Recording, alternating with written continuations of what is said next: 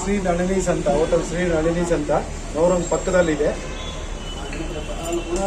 ನಮ್ಮ ಪಾರಂಪರ್ಯ ಊಟಗಳು ಮುದ್ದೆ, ಅನ್ನ ಸಾಂಬಾರು, ಕಾಲ್ soup, chicken, veg non veg ಎರಡೂ ಮಾಡ್ತಾ ಇದ್ದೀವಿ.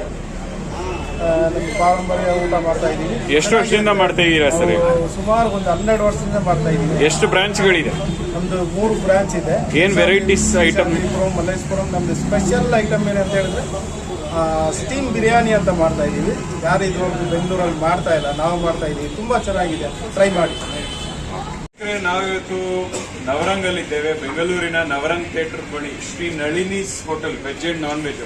ತುಂಬಾ ಸ್ವಾದಿಷ್ಟಕರವಾದಂತ ಊಟ.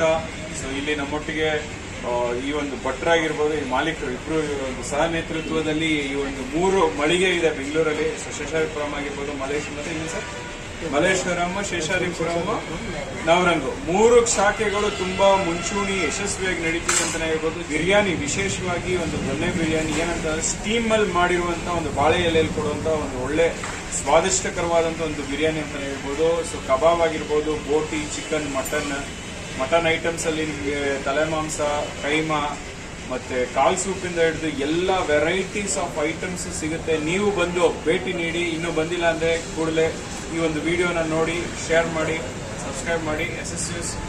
ವಿಶೇಷ ಸುದ್ದಿಯೊಂದಿಗೆ ನಿಮ್ಮನ್ನ ಭೇಟಿ ಆಗ್ತೀನಿ. ನಮಸ್ಕಾರ.